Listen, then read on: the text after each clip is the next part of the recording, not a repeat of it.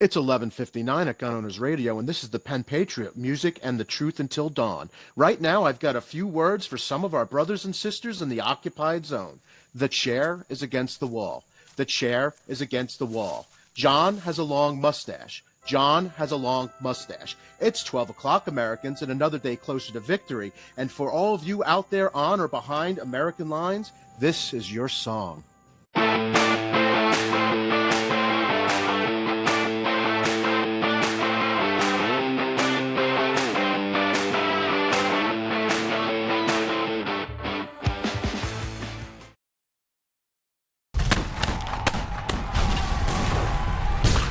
What happened, Washington?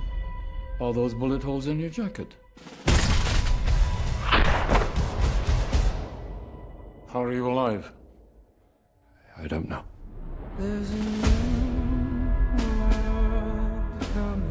You have no military service. And it's just around the bend. You are a boy.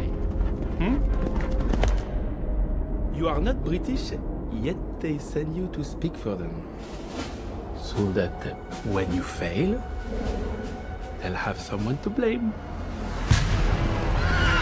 Young Washington, you lost in the New World.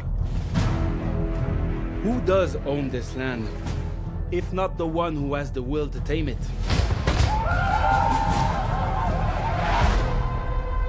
You do not want to start a war. So what do? We fight!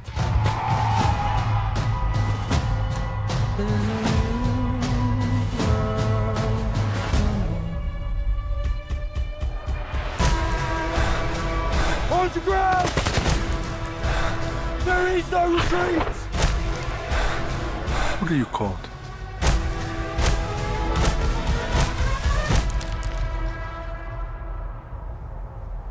My name is George Washington.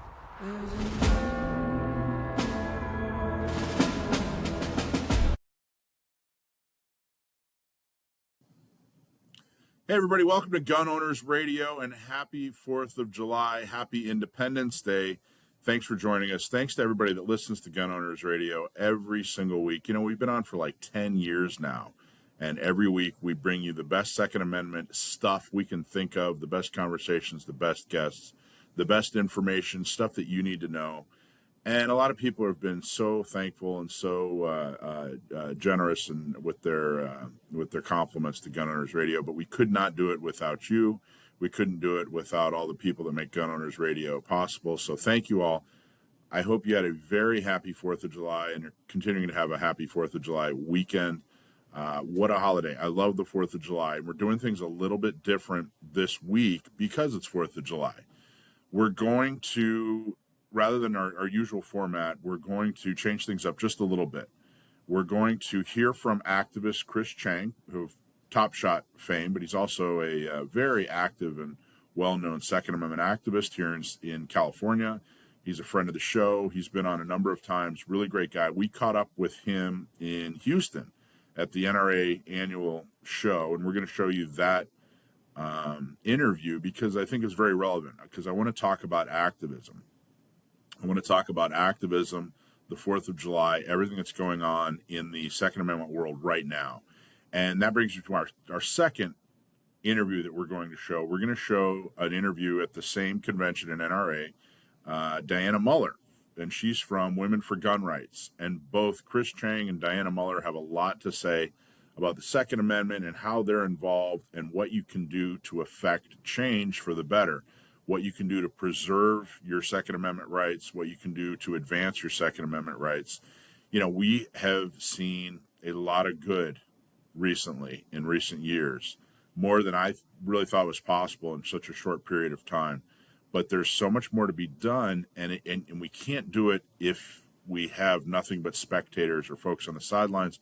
So we want to help you get involved. We want to help you decide to do things that maybe you've never done before or have been meaning to get around to. We want you to do those things.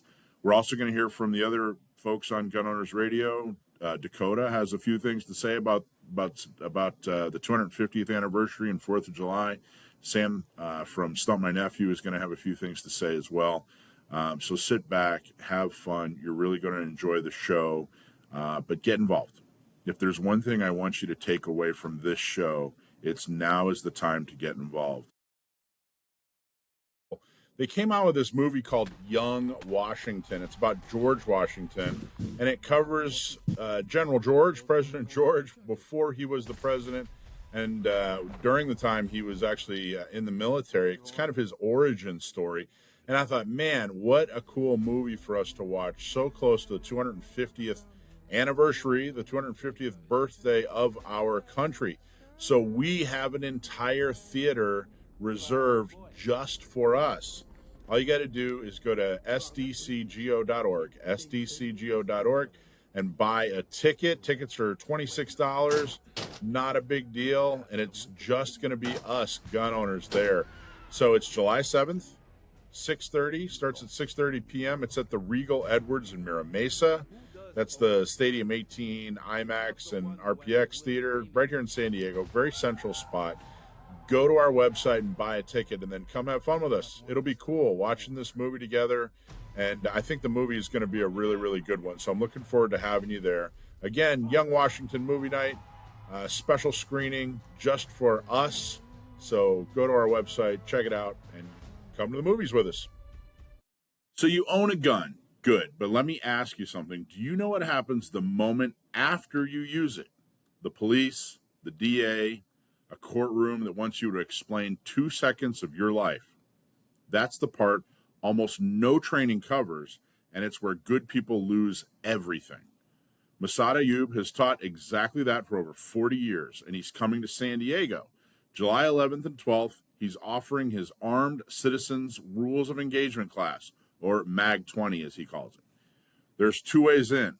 Take the MAG20, 2 days built for everyone who's an armed citizen, or go all the way through the full deadly force instructor certification. Seats are limited and the date is close, so you have to go to gunownersradio.com and reserve today. Again, that's Massad Ayoob coming to San Diego July 11th and 12th. We've added the MAG20 class that's good for any armed citizen, along with the class that's good for anyone who wants to be an instructor. Go to gunownersradio.com, sign up today. How is your handgun hygiene? You carry your gun to protect what matters, but if you're field stripping it makes you uneasy, if you're not sure you're cleaning it right, you're not alone, and you don't have to stay there. Alisha Curtin and Desi Bergman, our very own, will walk you through it step by step at a Know Your Gun, a hands-on cleaning class. In one evening, you'll take your pistol apart, understand every part, clean it, and put it back together with confidence. And you're going to take home a Seal 1 kit on us. That's on Wednesday, July 29th, so it's just a couple of weeks away. It's at Discount Gun Mart on Morena in their classroom. Seats are limited. Reserve yours now at gunownersradio.com. That's gunownersradio.com. And own your gun from the inside out. Learn how.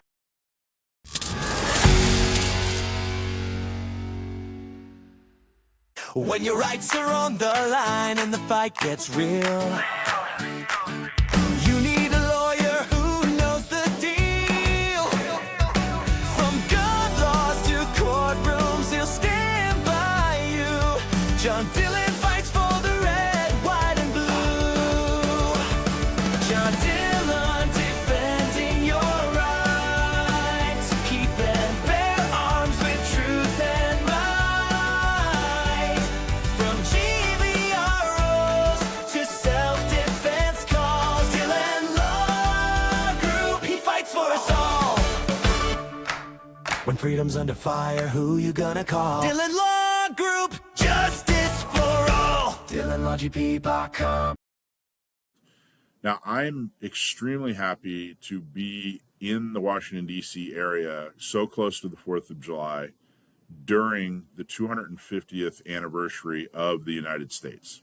It's the 250th anniversary of the signing of the Declaration of Independence. And I got to tell you, it's such an amazing document and such an amazing piece of history and such an amazing change to humanity. I almost, it gets undersold. I don't think people talk about it enough and how important it was. And the reality is, you hear a lot of things about, hey, what happened that really sparked off the Revolutionary War, the War for Independence, and you hear about the Boston Tea Party, you hear about no representation, but the reality is, what really sparked off the war, what really got the colonists moving in the direction of saying, hey, British troops, you're out of here. There's no more of this. We're done with your government. What really happened were British troops went around confiscating arms and confiscating powder. So they knew that things were not going well. They knew that they were no longer representing the colonists, and they no longer had their best interests at heart. So they actually started taking arms away from people, and they started taking powder away. At the time, a lot of communities would keep their powder in one area. Fires were a big issue. So they'd have like one building in the middle of the city or close to the middle of the town. There really weren't a lot of cities back then. They were far more like towns. And they would keep powder there. And the British soldiers would come and confiscate or guard those buildings. Now, it's important to keep in mind that the British soldiers were, in fact, British soldiers. They were an army. They were a military. But the reality was their role in the 13 colonies, they were federal law enforcement. They weren't protecting against an invasion most of the time. They were enforcing the king's laws. They were federal law enforcement. So what happened was they went into Williamsburg, which was the capital of Virginia, and they started to try to basically take control of the powder. And Patrick Henry and a number of other people said, nope, that's it, we're done, and actually marched to the governor's mansion and demanded that they stop immediately. And the governor was able to calm everybody down. Patrick Henry was able to calm everybody down. Patrick Henry is the give me liberty or give me death guy. And so he was able to calm everybody down. They didn't have an altercation that day, but the next morning the governor skipped town and never came back. He saw the writing on the wall, and that was it. If you've ever been to Williamsburg, which I highly recommend, check it out. It's really, really, truly an amazing place. And when I was there, it was during the weekday, they would go back to 1776. And like Monday was July 1st, 1776. Tuesday was July 2nd, 3rd, and then finally up to the 4th. And they had reenactors. It was really an amazing tour. One of the more interesting pieces was the governor of Virginia in Williamsburg, his mansion, which they rebuilt a replica of. It was decorated with arms. He had pistols and military long guns decorating his entire mansion. They were hung all over the walls. It was really kind of neat looking. And after he skipped town and the colonists realized, hey, this is it, we're kicking them out with force, they went and raided his mansion and stole all those firearms to use against the British. And the reality is, the Second Amendment, or what the Second Amendment stands for, your ability to keep and bear arms, is what formed this country. It's what formed this country. And it was the final straw that the colonists actually decided, hey, this is where we fight. This is where we fight. It wasn't the Boston Massacre. It wasn't the Tea Party in the Boston Bay. It was guns. They said, that's it. If we don't have guns, we don't have freedom. Therefore, we're taking it back. It wasn't when they dissolved their representation and still taxed them and still said, hey, you don't get to buy tea from anybody else but us, and oh, by the way, we're going to tax it. That's not when they decided to start to fight. They saw that firearms were their protection, were their freedom. And back then, frankly, it was part of their grocery store. You don't have firearms, you don't have meat. And they said, that's it. We're done. We're fighting. And they fought a war that they should have lost. They fought a war that they should have lost, and they didn't fight the war because they thought they would win. They stood up to the largest military in the world even though they were a bunch of ragtag squirrel hunters. And they said, it doesn't matter if we win or lose. What matters is we fight this fight for all the right reasons. And I think that history is something that needs to be revisited and remembered today. We just had a lot of major victories. A lot of really good things happen in California and across the nation. We had the Supreme Court come out and say, and with the decision for the Wolford case, Alan Beck, the attorney, argued fantastically. The decision came out, it was great, and basically said, nope, you can't have this vampire rule. But they did a number of other things in the decision where they solidified how your right to carry can be decided in future cases, or should be decided by lower courts. It was phenomenal. It's great.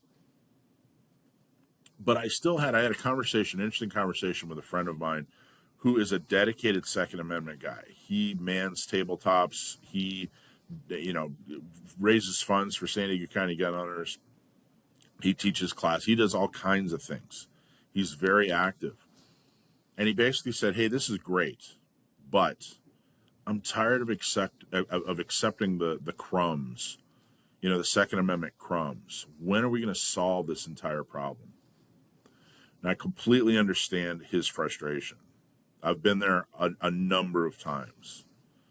But the reality is, this isn't a destination. We're not going to get to Second Amendment and then be done.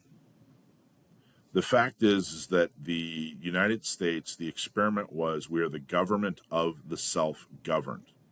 So the big experiment was that our government was not there to rule over us. Our government is there to protect our rights for speech, for religion, for keeping and bearing arms. That's the purpose of government. The government isn't there to decide what you can and can't do on a daily basis. But in order to receive that amazing gift in humanity, the gift of freedom, the gift of getting to decide what the way you want to live life, that price comes at vigilance. You have to get involved. So there's never a time, as an American, there's never a time when you're just done, when you can say, hey, that's it. I have freedom. I don't have to do anything else. You always, no matter what, even if we didn't have a single gun law on the books, you would still, as an American, have to dedicate a certain portion of your time to activism, to ruling yourself, which is exactly what activism is, to saying, hey, these are the elected officials that are doing it right. These are the policies that the government needs to follow. And I, as an activist, need to be involved. Sometimes that means running for office. I think that's the first thing that people think of, like, well, should I run for office? And very few people actually serve in office. We just don't need anybody, running. We don't need 15 people running for one office. Most of the work comes from people like you. When we get other people involved, we educate them, and we get the right people elected into city councils, onto school boards, into the assembly, these local offices where you can actually have an impact. There are a ton of things you can do. Stuff envelopes, help us fundraise, make phone calls, educate other people. Just let them know that, hey, San Diego County gun owners exist, or hey, here's a voter guide to help you do what you need to do. So did Wolford solve every single problem? Did the Supreme Court come out and solve every single problem? No. But the system worked. The system worked. Eventually, the system worked. It took a lot of time and a lot of money. It took a lot of hard work from a very few people. And we got the outcome that we needed. Unfortunately, I think we're at a spot where the people aren't working. The people are have this opinion or attitude that it just should be. I shouldn't have to fight for it. I'm too busy watching TV or on the internet or doing social media or going to the range that I shouldn't have to fight for it. But the reality is we have to fight these fights, and we don't fight these fights because we know we're going to win. We know the outcome. We fight these fights because they're the fights that need to be fought. They're exactly like the colonists. I can't imagine there was a single colonist out there who joined and said, I know we're going to win. I know we're going to win this thing. They just had it enough and said, this is what we have to do. Now, there was a bill signed this past week by Governor Newsom, believe it or not, that changed your CCW from 2 years to 3 years. So you only have to renew every 3 years rather than 2 years. Is that perfect? No, it's far from perfect. Going from 2 to 3 years is slightly better than it was, but still, it's something to celebrate, and it's a baby step forward. It's a good thing. So I don't think we should dwell on it. I think we should celebrate it and move on and know that good things can and will happen. The other good thing is that the Supreme Court last week said, yeah, we are going to take a quote-unquote assault weapons ban case. For years, states like California and Illinois and, Massachusetts and New York and New Jersey and some other places have said, hey, that completely and totally normal semi-automatic rifle that people own, well, it's scary looking, so we're going to ban it based on its aesthetics. And we hope that this case that the Supreme Court has decided to hear will end that, or at least end a huge portion of that. And we're looking forward to hearing the arguments. Now, when are they going to argue it? I don't know. In the fall. They argued Wolford in January, so maybe they'll argue this next January, and then you usually get decisions from the Supreme Court in June. So we're probably at least a year away from even getting a decision. Don't know exactly how it's going to go, but I know that there are really good attorneys that are working on it right now. But the reality is this. Lawsuits aren't going to fix everything. Even the Supreme Court doesn't agree with us as much as we wish that they did. There are bad laws that are going to be considered constitutional. That's not me. That's not my opinion. That's not me saying that that's the way it should be, but it is me having the wisdom to know how the future is going to look. So even if we get a decision that doesn't go as far as we need it to, or even if we lose in court, we can still win at where we were supposed to win, which is at the ballot box. That's exactly what the government was set up to do in 1791 when they created the Constitution. It was, hey, you get to pick the people that represent you, and they get to serve in a government that is designed to defend your rights and freedom. That system is still in place today, but that system will not work without you, without your involvement. So my hope is that at year 250, from here on out, for the next 250 years, we will see an influx of real, true American activism, the way it was designed to work. That this will be the time right now in your history where you decide, I'm going to get more involved. I'm going to at least show up and work on a tabletop. I'm going to show up at a shooting social and teach people how to shoot. I'm at least going to join San Diego County gun owners and pay my $10 a month or $100 per year or whatever it takes. I can't tell you how many people joined, they became a member, or they just showed up at a function just to see what it was all about. And they met people and they found projects, and now they're doing some of the most fulfilling activist work they've ever done in their entire life. So when people say, hey, what am I going to do? Well, I don't know. We have some things that you can do and can start with, but man, the sky's the limit. There are a lot of things that come up that we need done. That we need your ideas, we need your backbone, we need your dime, we need your time. So I'm asking, look at the 250th anniversary, the 4th of July this year. Look at it as inspiration for you to do the work that was intended for you to do as an American. Become the person that America was intended for. And that's the person who wants to live in the country of the self-governed. So there's a lot of good things happening. This is going to be, I think 2026, 2027 is going to be a very good year for Second Amendment. But we need to always remember it's just never going to be over. It's never going to be over. A couple of hours a month, half a day a month, heck, a day a quarter would be a fantastic thing. We have well over 4,000 members. And I'd say maybe 100 of them actually volunteer. But even if the most you can do is donate, then great. Donate and tell your friends. Maybe you're extremely busy with your business and your family, and everything you have going on in life. Totally understand that. But at the very least, make the donation, $100 a year, whatever you can afford, and help support the folks that are out there rolling up their sleeves and doing the work to be an activist. Because I really, truly believe that's exactly what it's all about. I got to go downtown DC, and drive around. They were having an amazing event. They had this county fair where every state was represented. I got to see the reflecting pool, and I didn't see any algae. It was, I don't understand the ridiculousness going on there. But seeing all those monuments, seeing the Lincoln Memorial and the Jefferson Memorial and the Capitol building, the White House, the Korean Memorial, the World War I Memorial, the World War II Memorial, the Marine War Memorial, seeing all these, it's an amazing city. Seeing Arlington and Lee's house in Arlington, which started Arlington National Cemetery. It's impossible to not be patriotic when you're downtown looking at what we've created and remembering the history.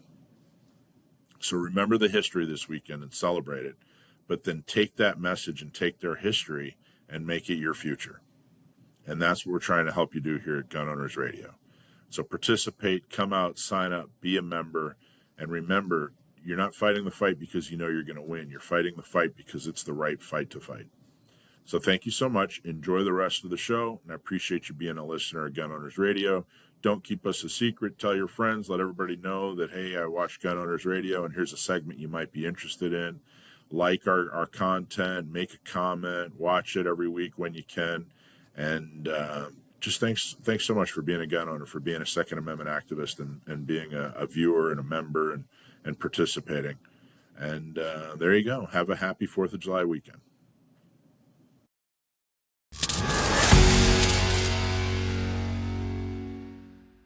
You know, there had to be something out there that wouldn't kill you while you were cleaning your firearms, right? And that's what this formula ended up, being. It actually penetrates into whatever it is you're cleaning. All right, so our product is safe on all metals, plastics, composites, rubber, wood, leather.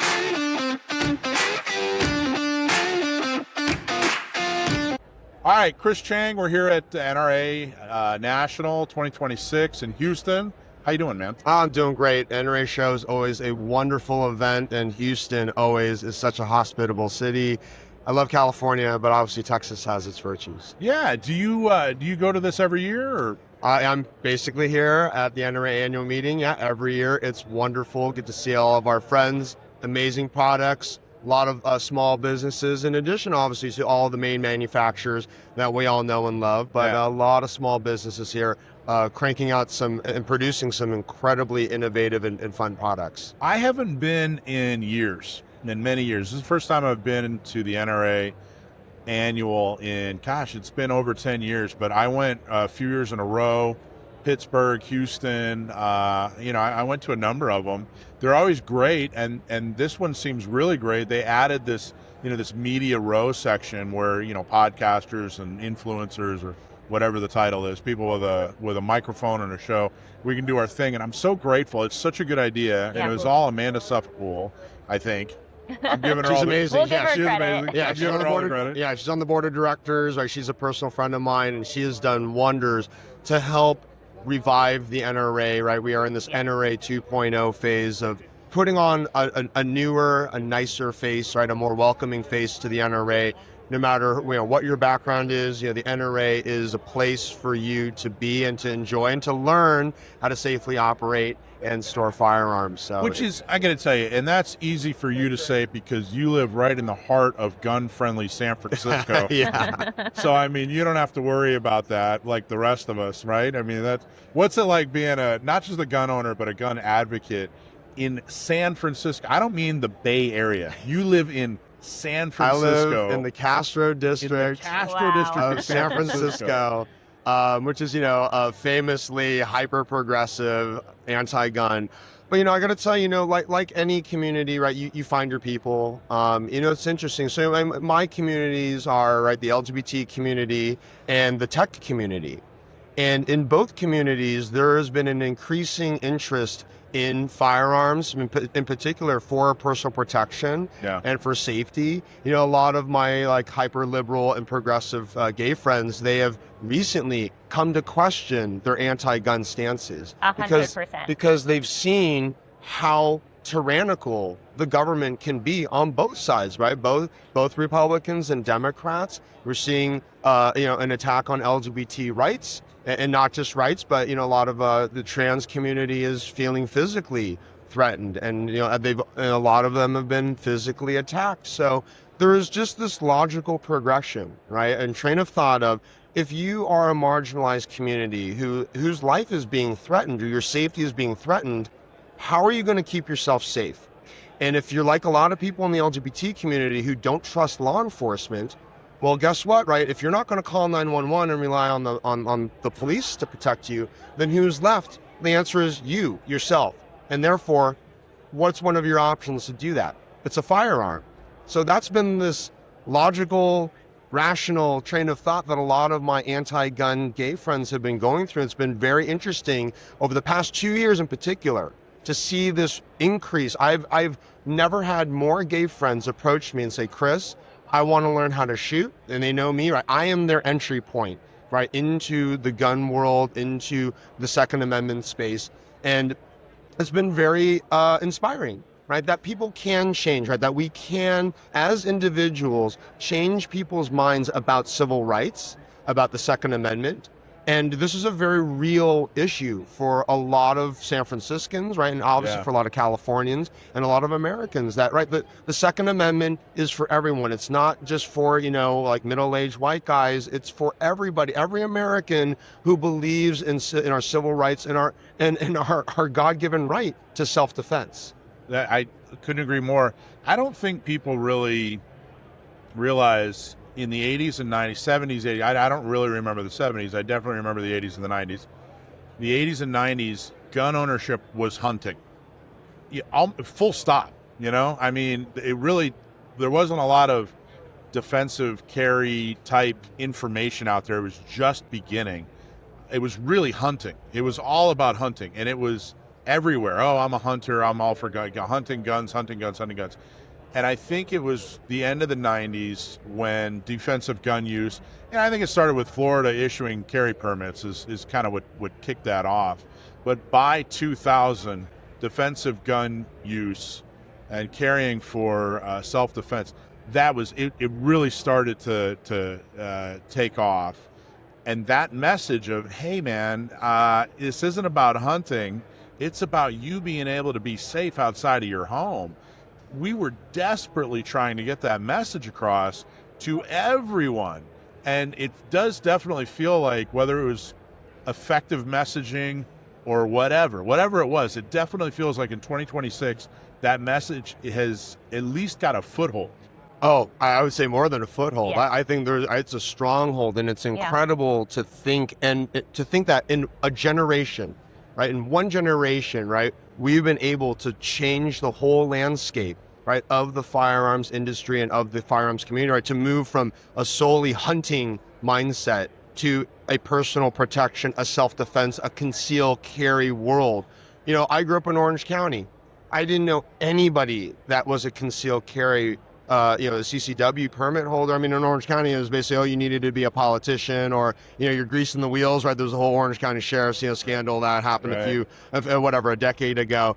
And that's all changed though, right? Yeah. Between the Heller Supreme Court decision, the Brune Supreme Court decision, and activism, just good old fashioned, hey Sheriff, we're not going to elect you unless you issue, was effective. Even before Brune, Orange County, San Diego County, Riverside County were starting to issue from good old-fashioned activism, which I'm really proud of everybody for being involved, or those who got involved. Right? Exactly, yeah. So, right, the grassroots activism, right, has proven to be effective, and again, right, to see this huge cultural change happen within our lifetime. Yeah. Right. If you look at the civil rights movement, right, in the long arc, right, if we look at black civil rights, it's taken a long time, multiple generations, right, to to fight and defeat slavery, to get voting rights at the ballot box. But if you look at gun rights,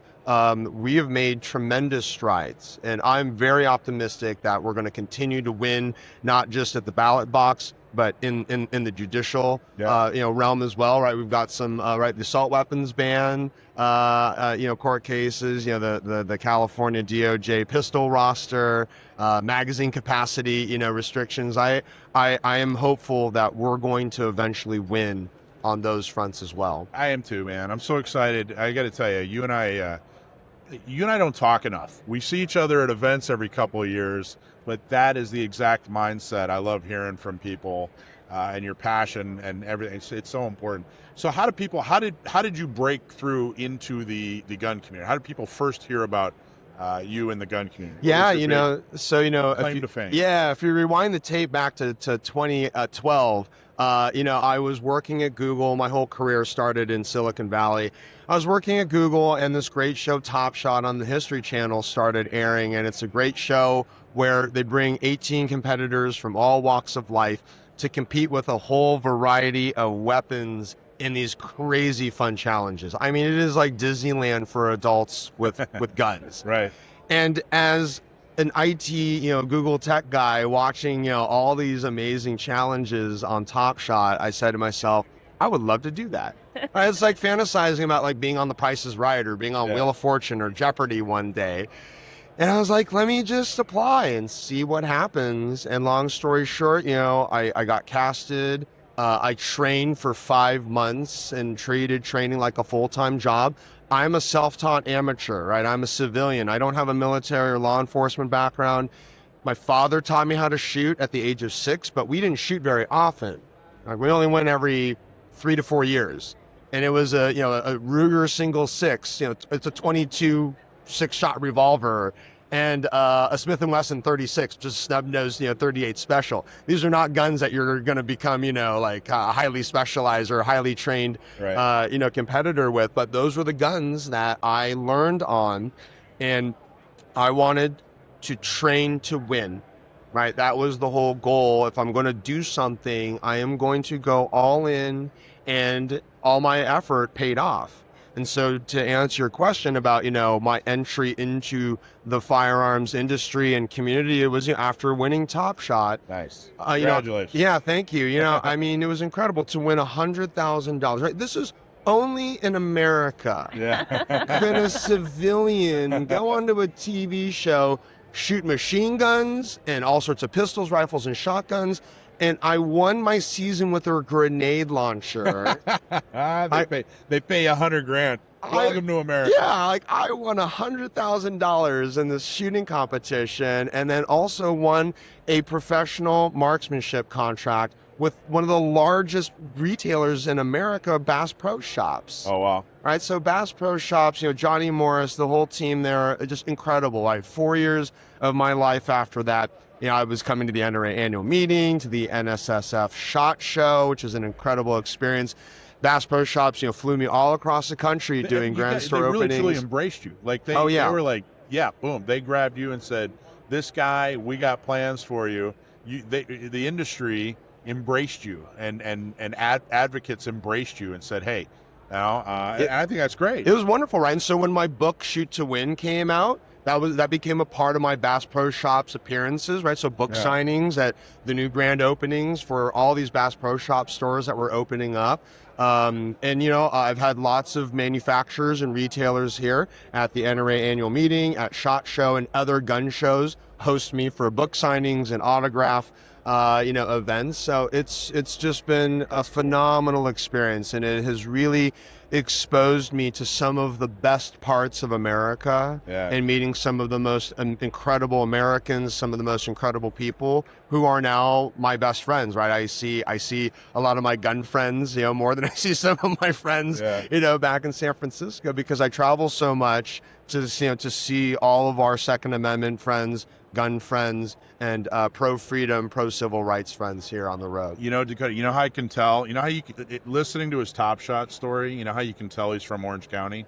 How? Because he described it as Disneyland with guns. Everybody else would have been like, that's like Disney World with gun. No. Yeah, Disney World. What is that place? Your OG Disney, Yeah. right? So. Well, let's talk a little bit more about California specifically. You know, right before we started recording, we were chatting about some of the laws that are coming down, some of the less good news out of California. Obviously, we're all optimistic for the future, and hopefully a lot of these things will go away and be overruled. But currently, you know, California has a lot of anti-gun laws that have just recently passed this last session. So what are some ways that is impacting you? Yeah, great question, right? The anti-gun environment in California is just everlasting, ever persistent, and it takes a lot of energy, dedication, money, time, focus to continue to fight all of this anti-gun nonsense.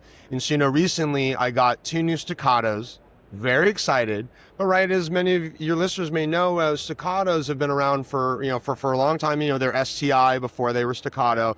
But it was so difficult, right, to get STI or staccatos here in California because you'd have to go through a single shot exemption, or you'd have to find a law enforcement or military person who owned one of those off-roster pistols to be able to have it as a civilian. And so I recently got 2 staccatos because now they are California compliant. Now, right? That only as of like 6 months ago. Yeah, STI was like the first company I remember when the roster really kicked in, when they basically were like, look, this doesn't make financial sense to us, we're out.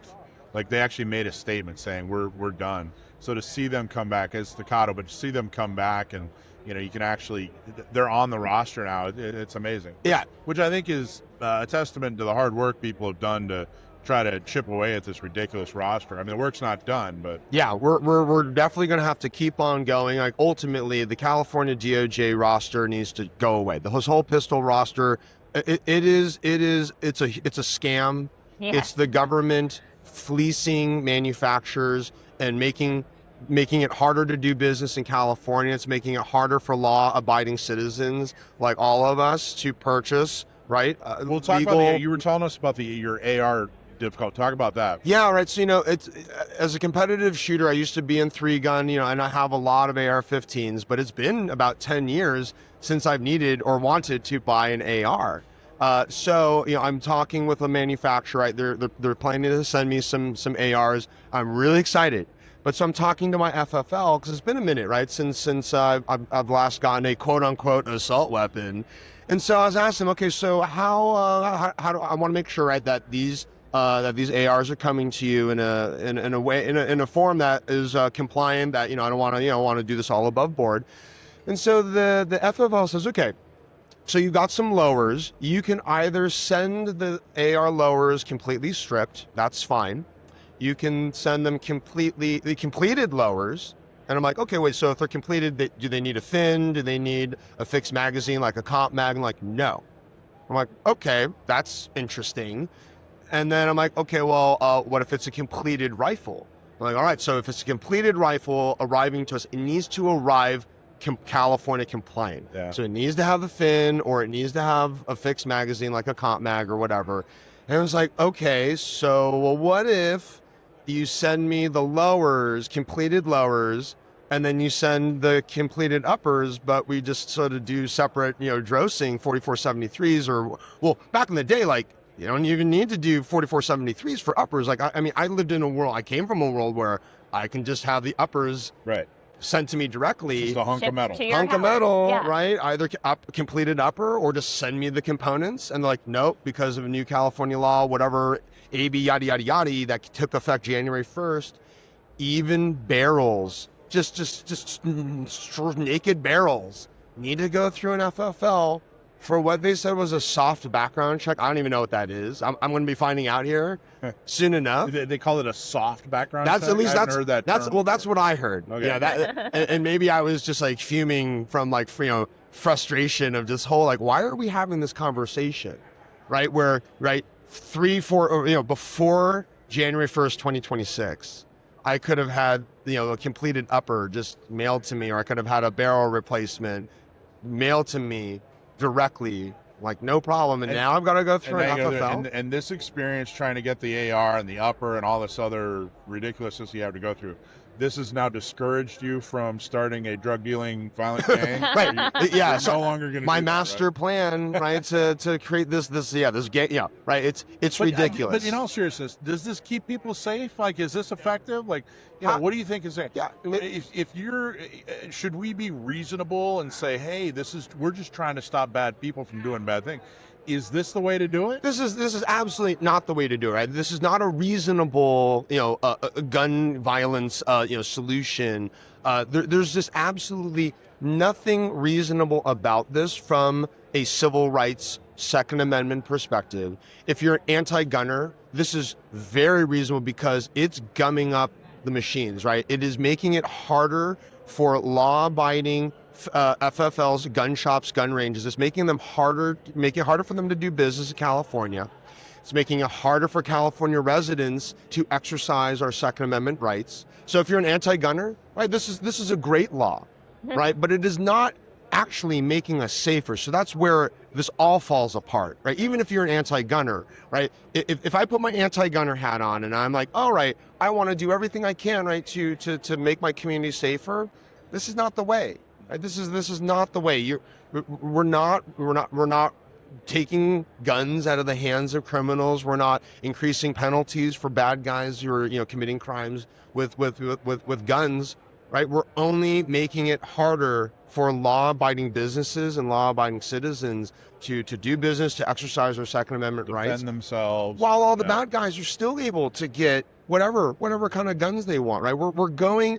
All of these anti-gun laws, right, they are going, just by nature, they're just like going after the wrong people. They're going after law-abiding citizens. They're going after small business gun shops and gun ranges that are simply trying to transact and interface with law-abiding citizens. So this law, I hope, like a lot of the other anti-gun laws that we have in California, I hope that it will get defeated, probably in the judicial system, right? A lot of lawsuits, right, that are being filed by, California Rifle Pistol Association, Gunners of America, Firearms Policy Coalition, SAF, right? Second Amendment. Second Amendment Foundation. Right? We have a lot of firepower, pun intended, right? Going up and fighting a lot of these anti-gun laws here in California. And the thing that I keep on mentioning, the rest of the country needs to pay attention to and care about what's happening in California, right? If you think just because you're here in Texas, you think you're safe because you don't have anti-gun laws, you know what? Look at what's happening in Colorado, in Virginia, in Oregon, in Washington, which used to be very pro-gun states. Yeah. And in a lifetime, we've seen them become more purple, more anti-gun. And if you aren't paying attention in Texas, if you aren't paying attention in the other pro-gun states here, you need to be defending our rights here in California and other anti-gun states, because if you're in a free state and you don't protect us here in California, you're going to be the next domino to fall. It's spreading. It's absolutely Arizona, Nevada. But the best example is Virginia. I don't think anybody ever thought Virginia was going to turn anti-gun, even if it turned blue or purple. I don't think anybody ever thought it would turn anti-gun, but that's the first thing they did. No matter where you live, you're not safe. You're not safe from anti-gun rhetoric spreading in your community. You're not safe from disingenuous politicians passing laws that do nothing except harm law-abiding citizens. But I think what's so frustrating about all of this is the concept. What they want us to believe is that they're passing these laws because if only the bad guys couldn't go to an FFL and purchase a gun, then everyone would be safer. They're already not able to go to an FFL and purchase a gun. That's right. They're already felons. They already are breaking the law in so many other areas of their life. Most violent criminals did not start out killing somebody. They started out with other felony level crimes. They became felons, and then things progressed and they got to where they are. But when we're thinking about what would actually be good solutions to the problems we're seeing with firearm related violence, what are some just kind of general thoughts you have on ways we could not compromise, but come together as the pro-gun industry and the anti-gun politicians to have some actual change happen? Yeah, a great question, Dakota. So for me, sort of two main things come to mind. The first is mental health, right? If we really look at some of these sort of categories of firearms violence. It's the mass shootings. That's like one category that really has a negative impact, right, on the general public, right? And then by extension, a lot of us law-abiding gun owners, we get associated with these mass shooters, right? So, right, my AR-15, right, has nothing to do with, the Sandy Hook, shooters, right? It's like, but the general public, they make that association. Right. So, a lot of mass shooters, if we look at some of the profiles of the shooters, there's a clear mental health thread, a through line of our communities. We are failing these individuals. They are slipping through the cracks one way or another, whether it's a school counselor who sees these problems and maybe they don't have the tools or the resources or the support of the school administrators, or or the local the resource, the law enforcement, like school resource officer, to adequately handle and treat this student, this young person, before they turn into a criminal. Right? Or we have domestic violence issues as well, right? So it's the scorned lover. That's a whole another mental health component, right? How do we intervene and get people the help that they need before they commit a violent crime with a firearm? So that's like one category. We really far more effective than making sure that Chris in San Francisco can't get a barrel. Yeah, it just doesn't. Far more effective. Exactly, right. Far more help. How is restricting a law-abiding citizen's ability to get a rifle or a pistol or whatever firearm going to reduce violence when 99.99999, I don't know how many nines, right, percent of the population, we're not the problem. Right. We really need to zero in on the who are these buckets of individuals who are committing crimes with these firearms. So the mental health issue, in my mind, like that is one of the most under-resourced, and we're not giving enough attention at the government level, right? Making sure that we're adequately resourcing, funding mental health professionals, mental health organizations. I think there's a cultural component around mental health. So specifically, that means, I came from a world of sort of like a macho, like, okay, if you're suffering through whatever, like, you're just going to have to bite your tongue. Man up. Just man up. And sure, right, sometimes that's what is required, right? But there are other times where, like, if you are going through a really tough time in life, at minimum, talk to somebody about your problems. It doesn't necessarily mean going to talk to a mental health professional. I think that is great, but maybe it's talk to your best friend, talk to your family member, talk to your boss, talk to somebody. Like, don't keep this pent up, right? Because it's that penting up of whatever it is that's burdening you. That could be a ticking time bomb. Yeah. Right. So there's this cultural component of removing the taboo of, especially I think if you're a guy, like, look, like, we all have problems. Look, right. No one lives a perfect life. Everyone's got problems, things that stress us out and make us sad. Talk about it. On the I think then the other bucket, the second bucket, is the criminals, right? So I think we need to enforce the law. Yeah. It's just sort of as simple as that. No, yes. Seems obvious. It's just obvious, right?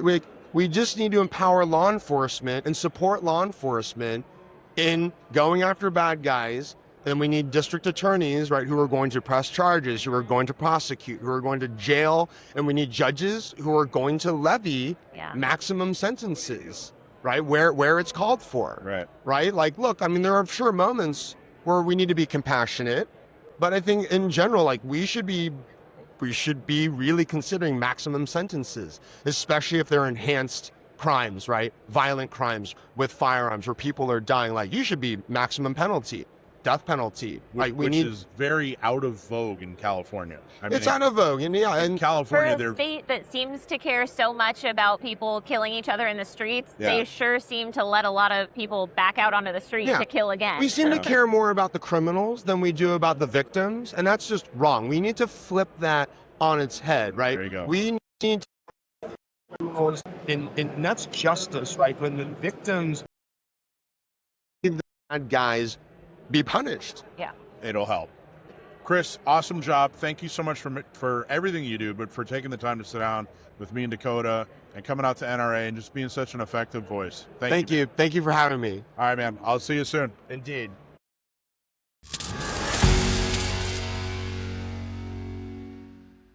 I've gone twice now, San Diego and Utah, and then this year it's Dallas.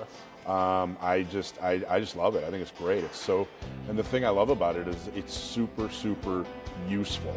So if I think, you know, people that are really truly passionate about doing the work, you know, doing the activism, I think this is the conference. Friday night's a reception for people out of town. The main event starts on Friday. In addition to the reception in the evening, there's 3 events that are occurring this year. You have AMCON, which is the Alternative Mass Media Conference, which is for people that are doing things like this. You know, podcasters, bloggers, where they can come, teach each other, network, learn things. We're also doing something a little different this year.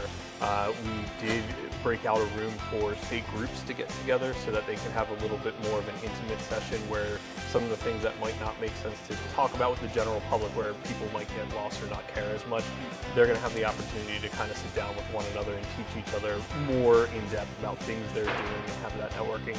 And then we're also having a legal scholars conference again this year, which is something that's occurred on and off since the 70s. It's not been an annual thing. This year we did get it, COSIS did get it accredited as a CLE in Texas. We're going to work to build that to get accreditation in other states for lawyers to attend. So that one's going to be for lawyers so they can get their CLEs among other things. So that's Friday. Saturday is the main event. There's a reception in the evening, and then Sunday is a half day with more speakers, and everybody gets to go home after that. It's very informative. It's very different than SHOT Show or the others because, like you said, you go and you see a series of speakers, and these are, you know, everything from lawyers to activists. Sometimes you'll have gun industry people. Sometimes you'll have influencers, you know. So I pay attention to the guest list this year. I think it'll be the best one yet. We'll have hopefully some, maybe even some people from Washington. We'll have to see if we get lucky on that front. So yeah, GRPC is great for networking too as well. If you want to meet people in the field, not just the industry and not just the activists, but people actually making a difference, it's a great place to be.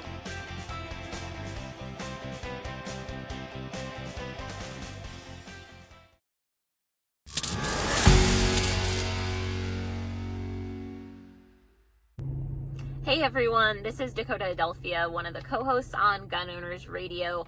I sure did miss you guys while I was out and about. I was out for a couple of weeks. I had some stuff to take care of and then a fun summer trip. We went up to Montana for a friend's wedding and got the whole experience. We did a rodeo and we got to shoot a Glock Shooting Sports Foundation match.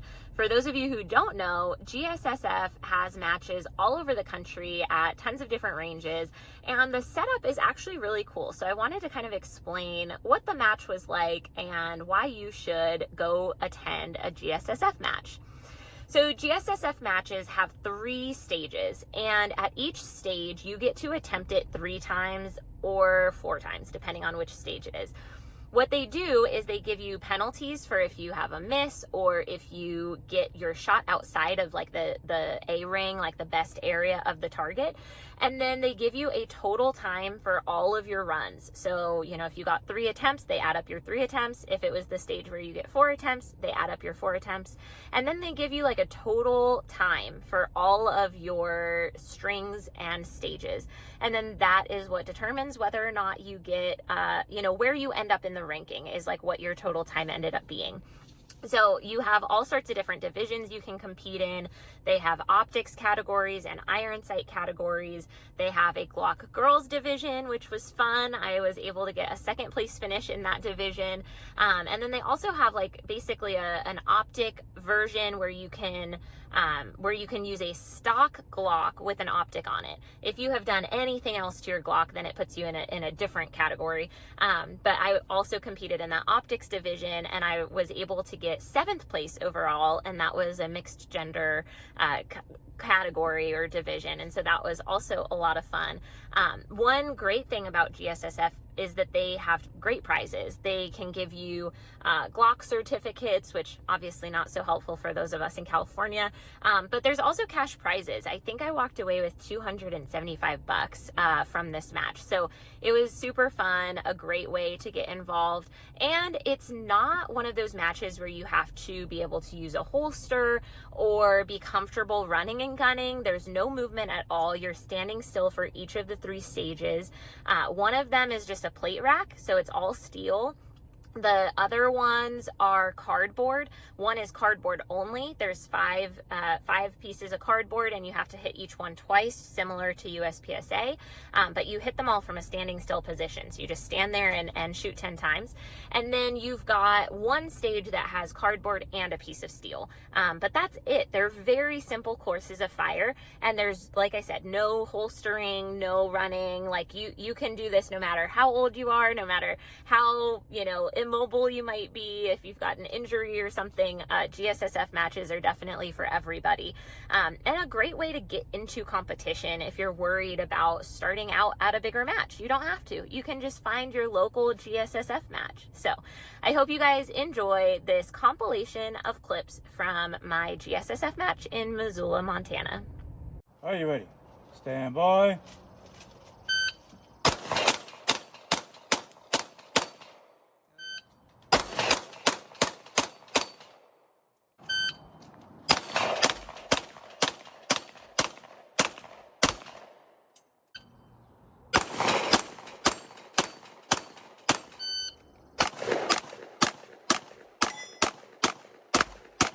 Bye.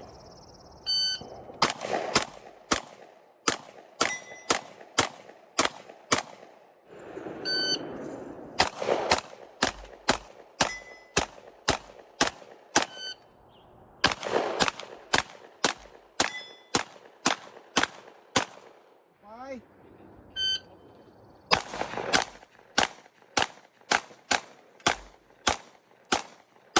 Bye. Don't stop it on my.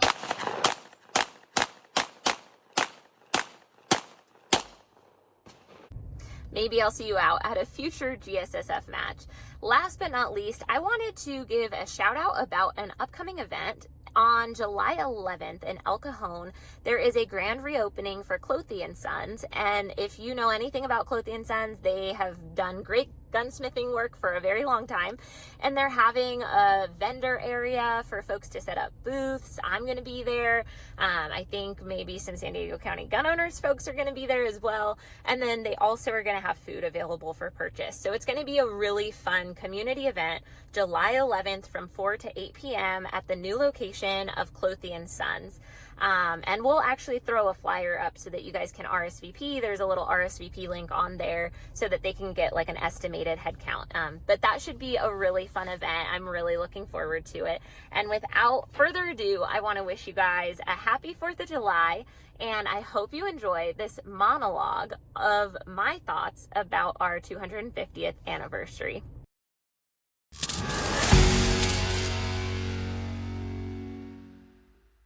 So basically, 250 years ago, a group of ordinary guys made a truly extraordinary decision. They declared that rights don't come from a king or from a government, but they come from our Creator, and that the government actually exists to protect those rights. This is a uniquely American idea in a world that had really been mostly ruled by kings. It was truly revolutionary, just like the Revolutionary War. The people who built this country understood something that history has taught over and over again, that freedom is precious, but it's never guaranteed. They lived under a government that had attempted to disarm its citizens, that had seized property, had silenced dissent, and they knew that liberty isn't something that you inherit permanently. It's something that you have to value. Every generation has to value it, has to protect it in order to be able to pass it on. It's not just given on to the next generation. And that's one of the reasons why the Second Amendment exists. It wasn't written because the founders liked firearms. It wasn't written because shooting is fun. It was written because they believed so strongly that a free people should never be at the mercy of their government, that a free people should never have the right to protect themselves taken away from them. They did not want us to be completely dependent on our government for our security, and the right to keep and bear arms was recognized as a natural right that helps preserve all the other rights. Something I've always found so fun is that the founding fathers wrote the First Amendment. They said they wanted it to protect speech, religion, press, assembly, petition, and then they immediately followed that up with and guns, right? Like it's so fun that they thought that First Amendment was so important, and still is today, obviously, but that it only could be upheld if the Second Amendment also existed alongside. The founding fathers weren't like granting us these rights. They weren't granting us the right to keep and bear arms. They believed it already existed. They believed that the right was just inherently a human right, and they wanted it to be protected. And that's why they put it in the Bill of Rights. But I just always find that so fun that First Amendment is immediately followed up with, and also you get your guns too. The founders clearly considered both individual expression and the ability to preserve liberty very fundamental rights. In 1776, those ordinary people who were making extraordinary decisions did not have popularity on their side. The founders took an enormous personal risk by signing the Declaration, and at the time, only about 1/3 of colonists actively supported independence, another third opposed it, and then the other third were pretty much undecided. Sometimes the right thing, the thing that should be done, the moral thing, the ethical thing, the next best choice you can make isn't necessarily the choice that's popular. I feel like I'm rambling, so I'm going to shift over to a historical timeline. I'm actually going to pull something up and read it for you guys. So on April 19th of 1775, the battles of Lexington and Concord ignited the Revolutionary War when British troops marched to Boston. Now, they weren't marching to Boston just to arrest people. They were actually marching to Boston to take everybody's guns and stuff. They were trying to seize all of the military supplies in Concord. And something fun about this battle, the battles of Lexington and Concord, is that the shot heard round the world marked the very beginning of armed resistance. So right after they attempted to confiscate arms, that's when the shot heard round the world happened. Okay, so then just under a month later, on May 10th of 1775, the Second Continental Congress convened in Philadelphia. Soon after that, George Washington is appointed commander of the Continental Army. On June 7th of 1776, the Lee Resolution is introduced by Richard Henry Lee, and this was the proposal that the colonies should seek independence. So this is kind of like the original Declaration of Independence before it was edited by Thomas Jefferson.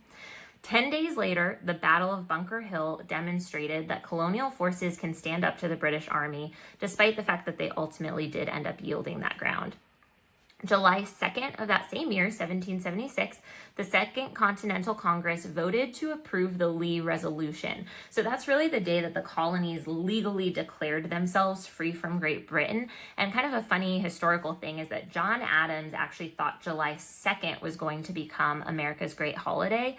And he wrote a letter to his wife, Abigail Adams, saying that it would be celebrated by future generations with pomp and parade, bonfires and illuminations. It's kind of fun. I'm actually going to read you guys that letter in a little bit. But John Adams thought that July 2nd was going to be the celebrated day. July 4th is when Congress actually approved the final wording of the Declaration of Independence after they made edits to Thomas Jefferson's draft. That document is dated July 4th, which is why that's the date we celebrate. On August 2nd of 1776, most delegates were signing the engrossed, that official handwritten parchment copy of the Declaration, although a few did end up signing later. And in December of 1776, after a series of setbacks, Washington crossed the Delaware River that Christmas night and won the Battle of Trenton, which revived American morale. Something that sometimes we forget is this war went on for a long time. There were a lot of setbacks. And, you know, the decision to sign the Declaration of Independence didn't just mean we were automatically free. There were lots and lots of battles fought in the next 7 years, honestly. So after that Christmas night, you know, kind of that famous painting of Washington making it across the river, 10 months later, the British surrendered at the battles of Saratoga. This victory convinces France to formally ally with the United States, which provided military and financial support. In 1777, the Continental Army endured a very harsh winter at Valley Forge, but despite shortages, the army emerged more resolved, and in October of 1781, British General Charles Cornwallis surrendered at the Siege of Yorktown after being trapped by American and French forces. That effectively ended the major fighting of the Revolutionary War. And I've got the date for the Treaty of Paris, too, which is the date that Great Britain formally recognized the independence of the United States. That was September 3rd of 1783. So we think about 1776 as like the birth of this country, but it took 7 hard, long, war-torn years for that to actually become reality. It's kind of fun to think about. Not fun to think about that piece of it, but fun to think about what a journey this country has been on from its like youngest days, and what an amazing feat it is really that we even made it to today. So the fact that we're celebrating 250 years is such a cool thing that it's like there's so many times in history where that could have not been the case, where, you know, the British won the war or something. So it's really cool to think about that. I wrote a couple other historical facts down. So most countries today don't have a continuous constitutional system that's lasted anywhere near as long as 250 years. So I guess it's pretty unusual, even for countries that do have constitutions, it's unusual that they have upheld this long. So that's another kind of cool thing. The United States has endured, you know, civil wars, world wars, depressions, political upheaval, obviously enormous social change over the years, lots and lots of fighting about, you know, all sorts of things in this country, and we've still maintained that same constitution. So it's pretty remarkable. All right, so I want to recap a little bit. So the day we're celebrating, July 4th of 1776, came with great concern and uncertainty for the Founding Fathers. They didn't know what their future would hold. They knew a few things. They knew that they had just committed high treason in the eyes of the British government. They knew that they might be signing their own death warrants. They knew that people would be losing their lives fighting a war for potentially years and years to come. They knew that it was going to be tough, but they also knew it was worth the risk. And it would be another 7 years of sacrifice before Britain officially recognized the United States, but they didn't know that at the time, and they thought it was worth it no matter the cost, no matter whether they won or lost. And I think it's really cool that what we're celebrating isn't actually the end of the war. It's the beginning of an idea. It's the courage to declare liberty even before they knew that victory was going to follow. Which it reminds me of the letter between John Adams and Abigail Adams. He wrote some really beautiful stuff. So I'm going to read you guys actually the full copy of the letter. I hope you don't find it boring.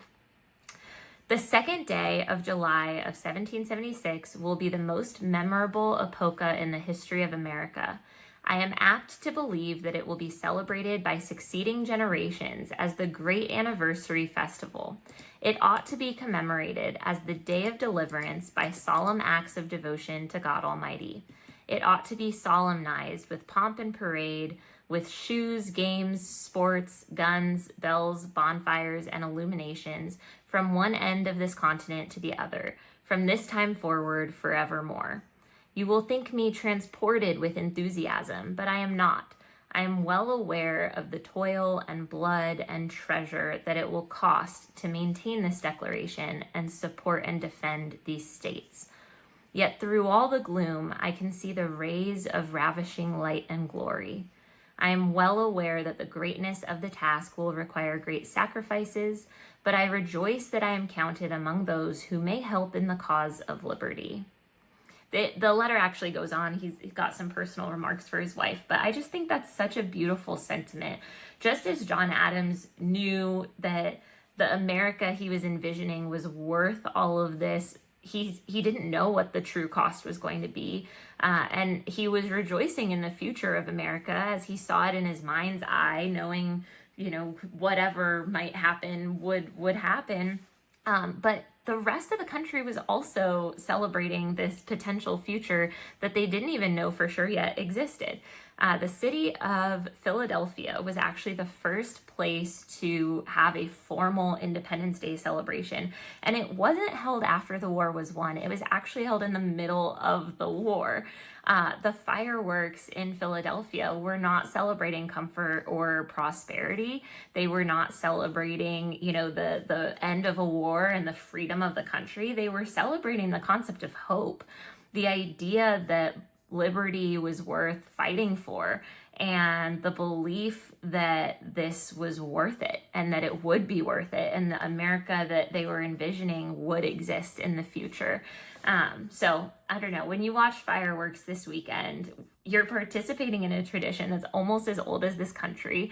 And I hope everybody has a wonderful weekend, that you spend time with family and friends and you fly the flag and you eat good food, but also that you take a moment to think about what we're actually celebrating. We're celebrating a nation founded on the radical belief that individual liberty matters, that rights belong to the people, and that those rights are worth protecting. For many Americans, obviously this is Gun Owners Radio, right? Firearms are an important part of that, but firearms aren't just for hunting and recreation and competition and self-defense. Owning a firearm is a reminder that freedom carries responsibilities and that we should respect the incredible liberties that we've been entrusted with. It makes me think about a concept I read somewhere that said we inherited a country we didn't build. And I think about that a lot. I think about the fact that none of us here on earth now earned America. We inherited it, we live here, but now that comes with the responsibility of preserving it. Freedom and America as we know it, that requires citizens that are informed, who are voting, who are teaching history, who respect the Constitution, who can participate in civil discourse and get involved in their communities and, change people's lives through advocacy. It means exercising our rights responsibly.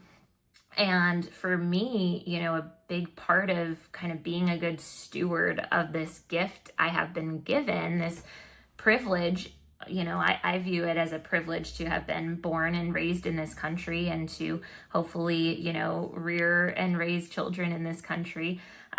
For me, that responsibility means respecting the people that I live in this country with, even if I don't disagree with them, even if they disagree with me, respecting them, having respectful conversations, trying to, encourage folks to understand my point of view in a way that's kind, being an ambassador for our community, the Second Amendment community, and the values that we hold, valuing freedom and responsibility at the same time. That means, for me, exercising my right to carry a gun, but also training regularly and competing regularly and mentoring the next generation of shooters and teaching people safe gun handling and safe storage and all of those things that I find so important to the culture and the community that we have created here in the Second Amendment space. I feel a lot of responsibility and pride about doing that. And I guess I'm curious what you guys feel responsibility for. What is something that you want to be a good steward of as you pass on your heritage or your experience in life to the next generation? What does it mean to you to be the steward of this 250-year-old, government experiment, right? This is such a unique thing that we are doing here in America.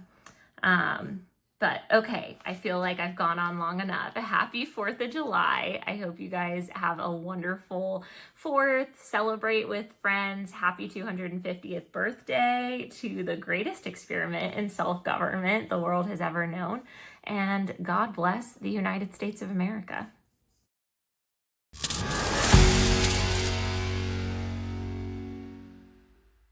How many times have you been in a situation where you feel like you're not quite safe, but drawing your gun and having it in your hand is not a reasonable solution to your problem? That's why I carry palm pepper spray. It's so discreet you can carry it in your hand no matter where you are, and no one will give you a second look. It's also proven to be effective against lots and lots of different types of threats, including things like dogs. Not all of us think about what we would need to use pepper spray against, but I don't want to get my hands in the middle of a dog fight, and I don't think you do either. Palm pepper spray, versatile, small to carry, easy to conceal, and effective. Carry palm. We're at NRA 2026. I almost said I'll help. 2025. Thank I'll you. help. That's why I brought I you couldn't in. get the first three numbers out, but I can get the last one. Yeah, 2026. We're here in Houston with Dianna Muller. How are you? I'm fantastic. Thanks for having me. Thank you. Thanks for taking the time. Yeah. I've been watching you for 3 days now, and you're running around all over the place. It's been a real busy show for you. It has. We obviously we pimp all of our sponsors, and this is the NRA show, and NRA actually has a new program that we're helping them push for America's most popular rifle, the AR-15. So they have a new program called the ARC Challenge, the America Rifle Challenge. So I encourage your audience to check it out at their local club, and if they don't have it, they can check it out at arc.nra.org. The idea is they put together a competition that anyone or any club or organization, whatever, they can host this competition, they can duplicate it, and it's specifically for the AR platform. Correct. And it's pretty exciting because if you think about what NRA has been behind in the past in the shooting sports, it's the long range, it's Camp Perry type stuffs, Bianchi, things like that. So I'm excited that they're getting kind of into more of a run and gun type stuff because, of course, my bread and butter is 3-gun.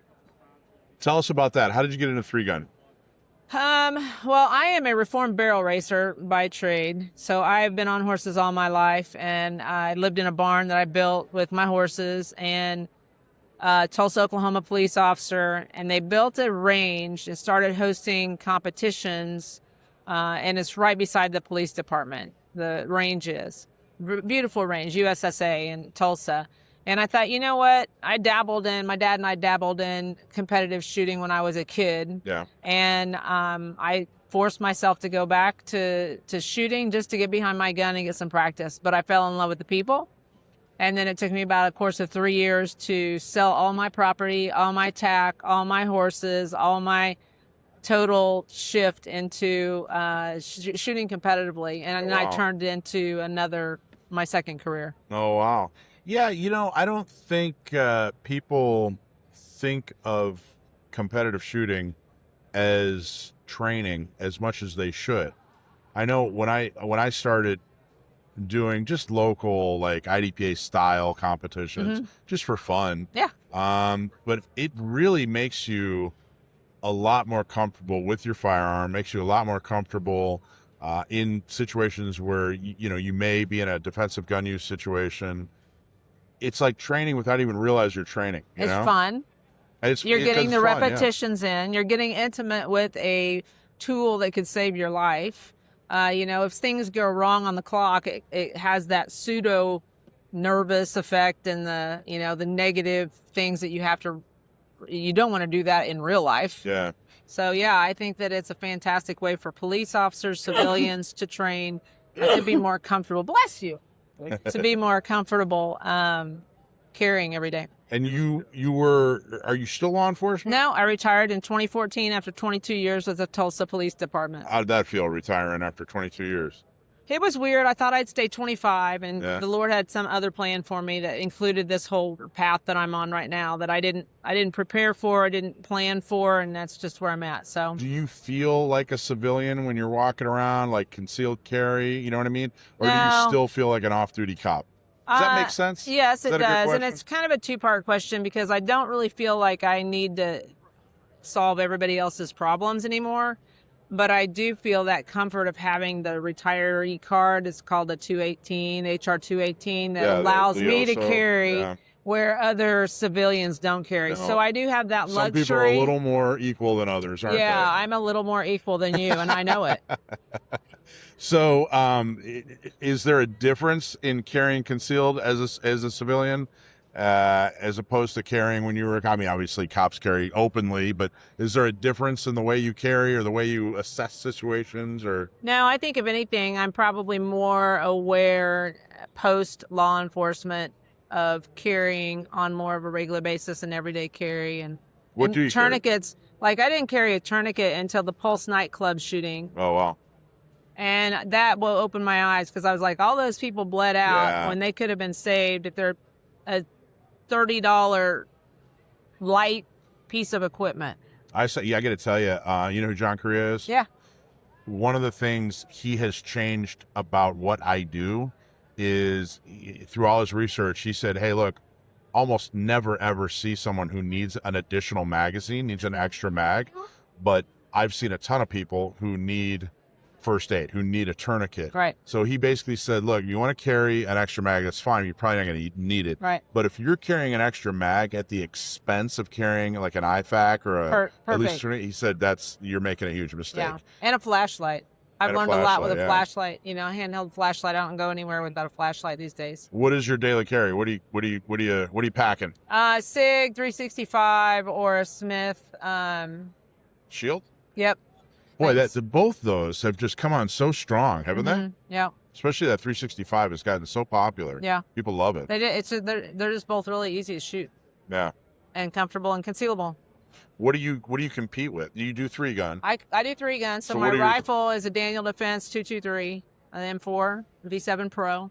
It's with a Night Force optic, 1:8 NX8 1:8, and then my ammo is Fiocchi ammunition across the board. Fiocchi's kind of known as a shot shell company, but man, their centerfire ammo is lights out. Phenomenal, huh? Yeah, phenomenal. Wow. Yeah, so I use them for short range, long range, 223, and then 9mm, obviously, 2011 Hayes custom guns. Use a 2011? Oh yeah. That's interesting. I was just talking to. I mean, who doesn't use a 2011? I don't use a 2011. Well, I've never even owned a 1911. Do you believe that? No, that's wrong.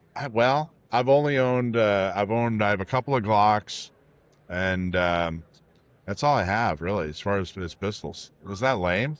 I'm like the worst gun owner. It's ridiculous. It's kind of embarrassing. Well, you are from California, right? Oh, just took the knife and stuck it right in my gut. I did. Oh, and I want my shotgun is a Genesis. So I shot for Benelli forever. Yeah. And then the past couple of years, I've been moved to a box fed and I shoot open. So for a Genesis Gen 12 shotgun, they're amazing. AR platform, and they handle like ARs and they shoot lights out. Phenomenal. Yeah. Tell me about Women for Gun Rights. And I've talked to a number of people, a number of women who volunteer for Women for Gun Rights. Phenomenal organization. Love them. Thank you. Yep, they're doing such a good job. And you guys, the name just changed recently. The name changed several years ago, but we started out as the DC Project, and then as we grew, I didn't expect it to grow into what it is. Why not? Because I didn't have. This was not my idea. This was just like something that God was like, "Boom, you're gonna do it," and I was like, "Oh." It was just intriguing. I was sitting in the congressman's office and I said, is there something that we should be doing as professional shooters to help educate the people in this building that are making egregious mistakes, misinformed votes. And from there, I couldn't get Ryan and Nubs, Hunter Kale, no hands shooter, Nubs. Okay. Took them to DC to kind of see, can you even go to your congressman's office and make a meeting? So yes, you can. And I couldn't get them excited about being in front of the Supreme Court. I couldn't get them excited about being in in all these historic places. So I was like, okay, I'll just ask women to come. And then I couldn't ask all women, professional women, because we don't have that many in all different states. I only had standing in Oklahoma. So then I was like, okay, well, maybe just women's voice. Yeah. So, I mean, literally it was a grassroots thought that God put on my heart a long time ago. And now we've come full circle. We've changed our name to Women for Gun Rights. We just launched a paid membership, womenforgunrights.org.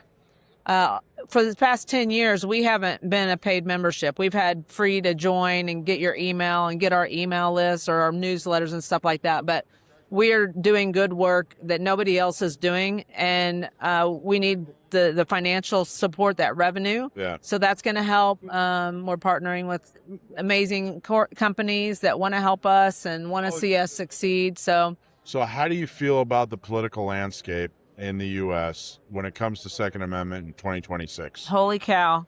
It's interesting. It's very concerning, very interesting, because even the people that you think get it and are on your side, they don't. I mean, I love Trump. I love the Trump administration, but I don't think he's really a gun guy. I think he understands the value of the Second Amendment, but I try desperately, just to get that woman's voice in front of the president to make sure that he understands that you don't have to take any crap from Moms Demand Action. We look like them. We act like them. We don't act like them because they're bullies. We have some class, but we are the countervisual and countervoice to what they're claiming. We claim that we're safer with guns, and they want somebody else to make them safer and live in utopia without guns. I think you're right. I think he's one of those guys who's philosophically understands that he's for the Second Amendment. Right. I think that he strategically understands that it's better to have gun owners on your side than not, in what he's doing and trying to accomplish, or what he has accomplished. But as far as like the nuance and the down in the weeds stuff, I think you're right. He hasn't experienced it. Isn't it's not his lifestyle. It's not his lifestyle. I do think his sons have a tremendous influence on him. Yeah. And it's interesting. Correct me if I'm wrong, or tell me if you disagree. His picks in his administrations, or his administration current, have been a mixed bag. In that for our issue, in that you've had some really strong, holy cow, Army Dillons. Yes. This is great. Yeah. And then you had some really kind of lame, what was he thinking? Yeah. But there's not a lot in between. No. That's above my pay grade. I just try to reach out to all of them and let them know that women really do feel safer when they're armed. Yeah. And see what we can do to help the administration push that. I don't know if you know, but when the Biden administration came in, they launched an Office of Gun Violence Prevention, and they poured $1.2 billion fee into the states for gun control. Yes. So when Trump came back into office, I was trying to use all of my connections to say, hey, can we rename that office to Firearms Education and Violence Prevention? And everybody's knee-jerk reaction was like, it's unconstitutional. And then Doge came along, and it was really easy to cut that out because everybody was kind of on that bandwagon. But I think it was very short-sighted of us to not take the ball back and run it the other direction. But don't you think I don't know, maybe you disagree, but I feel like they did that in the DOJ, with their Civil Rights Division and the emphasis they're putting on Second Amendment, which feels like the more right way to do it. I don't know. What are your thoughts? That's at a federal level, but what the Office of Gun Violence Prevention did was pour money into the states to make laws that were anti-2A.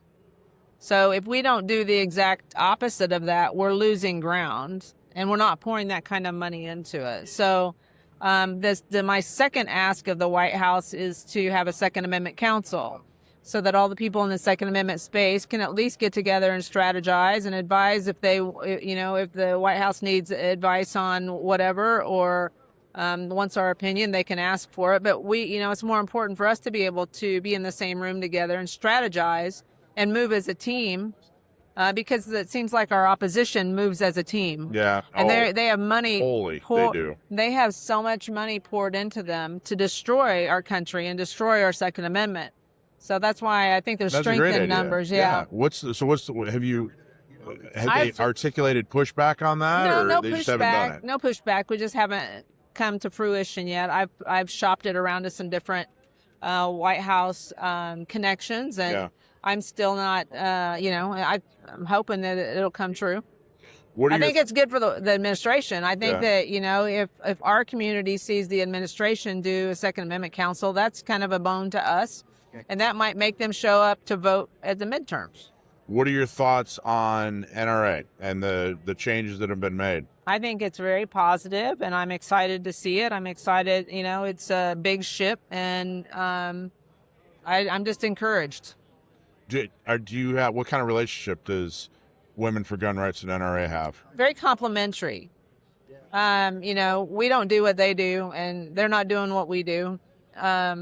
We're kind of in the trenches on the advocacy side, and they're on the education side. So, is there any? What are you excited about going forward? 2026, 2026. Like I mentioned, our new membership, our paid membership. I would love to have the support. If it's one of the cool things about our membership is we're going to do a monthly raffle. So if you're in our top 2 tiers, $100 a year or $200 a year, you're going to get 1 ticket or 2 tickets per month, which at $20-25 a whack, you're already getting more value than your investment.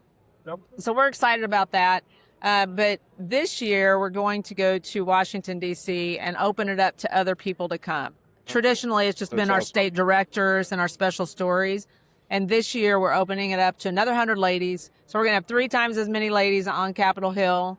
And we're going to have a gala. We added a gala. We're going to have a conference and then a rally in front of the Capitol. So, and then we'll have a Capitol Hill experience on Monday. How can people, well, you said become a member. Is there any way, is Women for Gun Rights, is there room for men, or is it, Absolutely. Hey, this is more of a women's thing? No. We do what Moms Demand does. Moms Demand have dudes in red shirts all over the place. Yeah.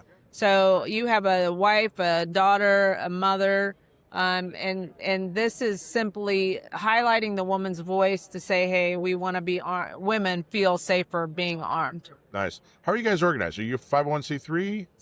C4. Thank you for asking. That's another new thing. Women for Gun Rights is a C4. Yeah. We just launched a Women for Gun Safety, a C3. Okay, gotcha. Taking back our language. Yeah. So that'll become our education wing, and then the advocacy wing will stay with Women for Gun Rights. Awesome. Yeah. Well, that's phenomenal. Super excited. Yeah. What do you do when you're not thinking about guns and the Second Amendment politics and all that fun stuff? Nothing? That's it? That's your whole life? Well, I get to go to work. Yeah. And that's actually like vacation and fun. Yeah. So that's what pays the bills. But the advocacy part is what fuels me and drives me. And that's what I do for free. Yeah. I get that. I really do. My husband doesn't. He's going to kill me if I don't stop working at some point. But no, it does. It is a passion project. And I do a lot of, I spend a lot of time on it. So I just want to save our country. I want to do everything I can to pass on, live out the rest of my life and pass on a country that is what I grew up in. What we're seeing happen with, they've basically legalized criminal behavior in certain places. And it's sad that we just have to keep running away from those places. At some point we're going to have to say, this is our line. We're not leaving California. We're not leaving Minneapolis. We're not leaving New York. We're not leaving Connecticut. We're going to take it back. And what that's going to take is for us to run for office and take back the reins, which the other side, anti-2A side, is very, very good at. That's where Abigail Spanberger came from in Virginia. She was a Moms Demand Action volunteer. I believe it is now officially 100% of the people I've interviewed here this weekend have brought up how horrible Virginia is now because of their all the gun laws they passed to the last election. Yep. Everyone's talking about it. It's amazing. I totally get what you're saying, though. It gets to a point, or at least it's gotten to a point for me and for a lot of people that work on this, certainly you just said it, where not a whole lot matters anymore. You know what I mean? I mean, it gets to the point where you have friends or whatever who, invite you, hey, man, this Saturday, let's go do this or that. And I think I just want to go do Second Amendment stuff. It gets to a point where you see states like Virginia and how bad they're doing. What could happen if you don't continue to fight? And it's just, well, look at Illinois. Look at and look at Texas. I mean, we're in Texas, but Houston has turned purple, if not blue. And they're being very intentional about who they ship into Texas, and they're trying to flip cities first and then continue with states. So if we don't wake up and be more intentional like they're intentional, they're going to just steamroll right over us. I think you're absolutely right. Where's home, by the way? What state do you live in? Coffeyville, Kansas. Kansas. Sexy state of Kansas. Yeah. That's awesome. Yeah. Oh, have you been there your whole life? No. No? What brought you to Kansas? My husband. Oh, yeah? Yeah. What's he, what? That's where his family, that's where he grew up. Yeah. Cool. And then we were in Tulsa. He worked in Tulsa, and that's where we met. And then after 30 years in Tulsa, we picked up and went to Coffeyville, Kansas, and have a beautiful place. Thank you, Lord. Awesome. Because I wasn't really thrilled about moving to Coffeyville, Kansas. Have you learned to love it? I've learned to love my little piece of heaven. You're a little nice. Yeah. And what, last question, what do you like about Daniel Defense? Oh my gosh, what don't I like about Daniel Defense? Honoring God and defending freedom. Boom. But then they make some amazing, accurate products. It makes me feel like I can really shoot a rifle. Nothing but good things. I've heard nothing but good things. They really truly are, one of the top, if not the top, when it comes to AR manufacturing. People that are so well respected. I've owned one AR in my entire life. I know, right? But we've got to up those numbers. I know, right? Those are rookie numbers. It's the same AR. I bought it in the late 90s, but it has looked very, very different about 15 times. Yeah. I've replaced like everything.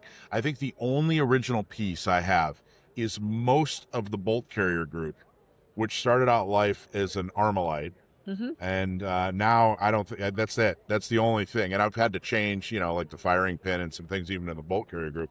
But I had a new upper built, and I wanted a very specific look, and I had a whole thing in mind. And I took it to my local shop, and I said, hey, I want a new barrel. This is the length I want, whatever, blah, blah, blah. And they're like, okay, we can get you a barrel for, I forget, $150, $200, something like that. I'm like, all right, that's fine. Anyway, they called me back, and they said, hey, got good news, and we got bad news for you. And I said, all right, what do you got? Well, we screwed up, put the wrong barrel on your gun. I'm like, geez, They're like, the good news is it's a Daniel Defense barrel, and we're not going to charge you extra for it. I'm like, woohoo! So I have a Daniel Defense barrel on it, and I was just elated. I was so happy that this Frankenstein gun that I've had for years has a good barrel. Yeah, it has a good barrel. That's awesome. Yeah, so. Well, I call the AR-15 the Mr. Potato Head. You can change everything. Yep. Yeah. Yep. Well, I'd love to come out to California and do some. I'm offering a safety social. Okay. So what's the safety social? Under the C3. Yeah. I want to, go into people's homes and have a glass of wine and talk with their friends about being safe and what, with or without a firearm, predatory behavior, situational awareness, things like that. Let's figure it out. I'd love to have you down in San Diego. San Diego, we have San Diego County gun owners. I'm very proud of the work we've done. We have a really great Second Amendment community in San Diego that we've built from almost nothing. So, I was going to yell. Super happy. No, it's okay. That's okay. We'd love to have you. What's it called? A safety social? Yeah, safety social. That's great. Our educational shooting program, we call them shooting socials. See? So I think that's a great idea. Well, fantastic. Anything else you want our listeners to know about? Just please support us, womenforgunrights.org, womenforgunsafety.org. The membership is on the C4 Women for Gun Rights right now, and we're just watch us grow, be patient, and help us out. Awesome. Thank you so much for taking welcome. the time. Thank you. It's a great job.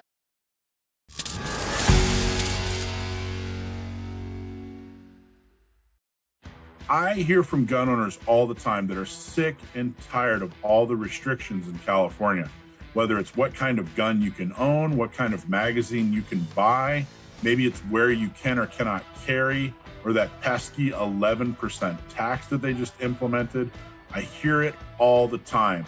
What I don't hear enough of are people who want to step up and do something about it. We've put together ways for you to help. And one of the easiest, most common ways for you to help get rid of all these horrible regulations and all these ridiculous laws is to help us expand. The way we do that, tabletops. We have tabletops set up almost every Saturday, usually at a gun shop, but sometimes at another venue, where we recruit people to become a member. We educate them on how horrible these laws are, and we show them who to vote for. It's a very effective way for you to help us get rid of these horrible gun laws, either through some of the lawsuits that we're participants of, or whether it's the people that we help get elected. But we can't do it without you. We're so thankful for your membership, but we also need your time. We need you to come and volunteer at a tabletop, come have fun. You're never alone. You're always with somebody else. They'll set it up. We'll give you a free t-shirt, and you get to help fight back against all these horrible regulations and gun laws. So go to sdcgo.org/volunteer, sdcgo.org/volunteer, and go help us with a tabletop at a gun shop today. Thank you. Hello all, welcome to Gun Owners Radio. My name is Alisha Curtin. I'm a firearms instructor from right here in the great state of California. This year feels especially meaningful because we are celebrating America's 250th birthday. Think about that for a moment. 250 years ago, a group of ordinary men did something extraordinary by signing the Declaration of Independence. They weren't guaranteed success. In fact, the odds were stacked against them. They could have lost it all. But yet, they signed anyway. Why? Well, because they believed that liberty was worth the cost. And as I was thinking about what I wanted to say today, I keep coming back to one question. Why is America important to me? And the answer is obviously not founded in a lot of your modern day mindset things of fireworks, parades, and 3-day weekends. For me, America is so important because it's built on an idea unlike any other in history. The idea that our rights do not come from government, they come from our Creator. Government does not grant those rights. The idea of that changed the world back in 1776, and it still matters just as much today. Before anything else, I'm a wife. I'm a mom of 4, and these are roles that define me the most. I also happen to be a firearms instructor, and that base of that family love is what it makes me so passionate about the Second Amendment and fighting for that so that I can help protect my own family. Because at the end of the day, everything I do in this fight comes back to one simple desire: to protect the people that I love. Like many of you, I don't support the Second Amendment because I love firearms. I support the Second Amendment because I love freedom. I know that my family has the ability to protect themselves because of that Second Amendment. I love living in a country where the Constitution recognizes that the people, not the government, hold the ultimate authority. And I love that our founding fathers understood something that history has proven over and over again. Our free people must never become dependent on government for every aspect of their safety. As a law enforcement wife, I have tremendous respect for the men and women who wear the badge. I know the sacrifices they make. I've seen it. I know that they run toward danger when everyone else runs away. But I also know something that every good law enforcement officer also understands, that police cannot be everywhere. They cannot arrive before a crime happens. They cannot be there to prevent an assault. That's why personal responsibility matters. That's why preparedness matters. That's why the Second Amendment matters. It was never intended to replace law enforcement. It exists because our founding fathers believed that free citizens have both the right and the responsibility to defend innocent life. Living in California has only strengthened those beliefs. Let's be honest. Right here in the state of California, we know that it's not an easy place to be a gun owner, right? It can feel very, very much so like every legislative session brings another restriction, another regulation, another attempt to make exercising a constitutional right more difficult. Sometimes it feels like we're constantly playing defense. But whenever I start feeling discouraged, I remember this. The people who gave us this country did not choose the easy path. If they had chosen comfort over conviction, we would not be celebrating America's 250th birthday today. Their courage reminds me that preserving liberty has never been easy. Every generation has had its challenges. This just happens to be ours. 250 years, right? So one of the greatest privileges of having the position that I have is that teaching Californians how to safely and responsibly exercise their Second Amendment rights has really shown me a lot. Every class reminds me of why this work matters. I meet single moms who want to protect their children. I meet senior citizens who simply want to feel safe in their own homes. I meet young couples, beginning families who see the need that they have to protect that family. Small business owners, veterans, teachers, right? Our very own neighbors, our friends, just good, ordinary people. They're not looking for trouble. By no means, absolutely not. They're looking for confidence. They're looking for education. They're looking for safe, proper, and responsible firearm handling. They're looking for the ability to protect the people that they love. When I see someone who leaves class more confident than when they walked in, I know that I've accomplished something much bigger than teaching someone simply just how to shoot. I've helped somebody understand both the rights and the responsibilities that come with being an American, and that is what the Second Amendment represents to me. It doesn't represent fear, not division, right? Not just it's not those negative things. It's responsibility, because carrying a firearm is not about power. It's about humility. It's about discipline. It's about self-control, right? It is about understanding that protecting innocent life is one of the greatest responsibilities that anyone can ever choose to accept.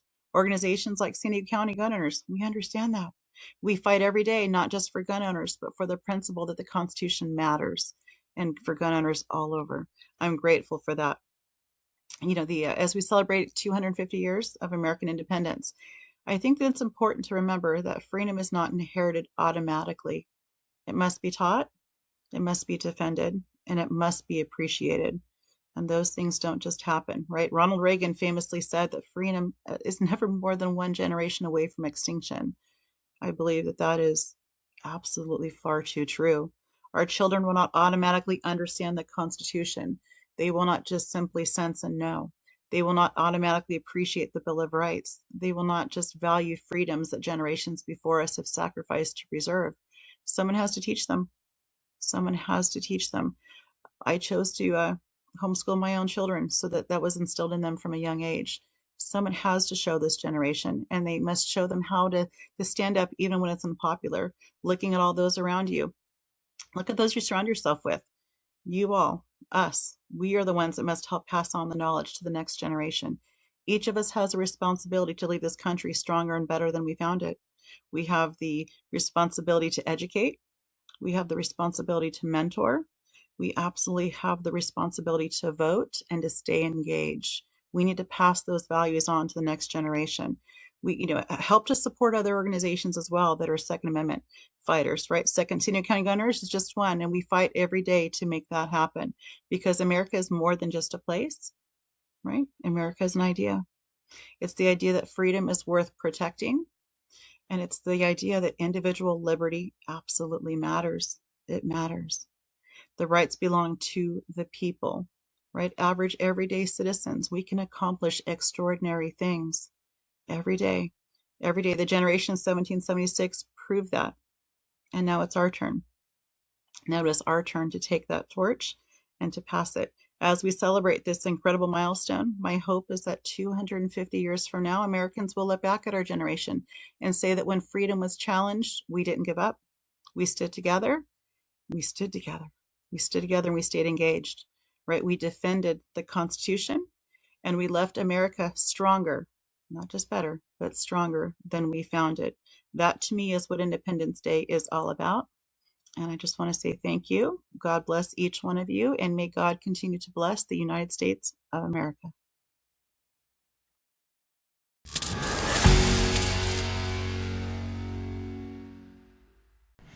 Hello, I'm Sam from Gun Owners Radio. Today is July 4th, 2026, and I've been asked to deliver a message in commemoration of, well, I think you all know. I hope you don't mind me referring to my notes here. Today, on the 250th anniversary of the ratification of the Declaration of Independence, I sit here thinking about the past and future of our country. If it's been a while since you've read the Declaration of Independence, I highly recommend giving it a look, especially on this auspicious day. There's only one 250th, after all. Most Americans probably only know the little bit starting with, "We hold these truths to be self-evident," and ending with "life, liberty, and the pursuit of happiness," but there's a lot more to find in there. Any good Declaration of Independence, for example, comes with a list of grievances, and our antecedents had quite a few with King George III. They took issue with his obstruction of the legislative process, interference in elections, meddling with the judiciary, executive overreach, cutting off of trade, unilateral imposition of taxes, and incitement of insurrectionary activity, just to name a few things. Through my fellow Virginian, Thomas Jefferson, who wrote the Declaration, The founders also elucidated their political philosophy, not just the aspirational line that all men are created equal, but also that authority derives from consent of the governed, and the purpose of a government is to protect its people's natural rights. They also voiced some ideas that sound like they come from modern political theory, that people are generally more willing to live with a boot on their necks than to do anything about it, just because that's what they're used to. For all their wisdom and forbearance, though, the Founding Fathers were imperfect. Though ostensibly devoted to the precept that all men are created equal and have the right to liberty, many of the Founding Fathers, Jefferson and even Washington included, owned slaves. Privately, at least some of them recognized their own hypocrisy. On the topic of slavery, Thomas Jefferson wrote in 1784, "Indeed, I tremble for my country when I reflect that God is just, that his justice cannot sleep forever. The Almighty has no attribute which can take side with us in such a contest." They were the greatest moral philosophers this continent has ever produced, but they were human. At the moment of their breaking away from the mother country, at the moment that they laid out their intent for a liberal humanist government, they failed to finish the job, and they knew it. To get the ball over the finish line, they had to compromise and kick the can of chattel slavery down the road another 80-some-odd years. Abraham Lincoln recognized this imperfection, and with all of it in mind, still lionized the Founding Fathers, Thomas Jefferson especially. As he sought to patch up the holes they left and advance the cause of freedom, he recognized that even in his time, the project that is the United States was yet a work in progress. In his famous Gettysburg Address in 1863, Lincoln said, "It is for us the living, rather, to be dedicated here to the unfinished work which they who fought here have thus far so nobly advanced." That was 163 years ago, and the work of fulfilling the Founding Fathers' dream remains unfinished. As citizens of the United States of America, every one of us has a share in a country worth being proud of, and unlike any that came before it, one based not on blood and soil nationalism, nor on any rulers claimed to have been chosen by God, but on a set of ideals.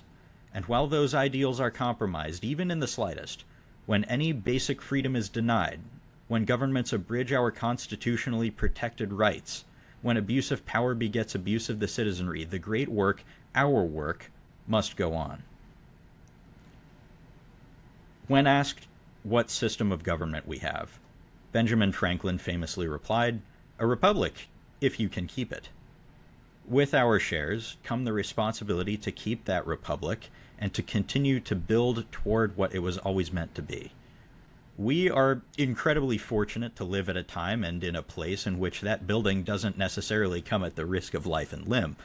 If you have the means to do so, donate to the organizations that get the right people elected. If you don't, volunteer your time. Sure, putting a few dollars into the SDCGO hat or sitting behind a table and distributing leaflets lacks the drama of marching toward the sound of gunfire, but those things at least make a positive difference. No one ever changed the world for the better by sitting on the couch and eating hot dogs. We have to work for it. Thank you all for your time. Thank you for listening to Gun Owners Radio, and happy Independence Day. Here's to another 250.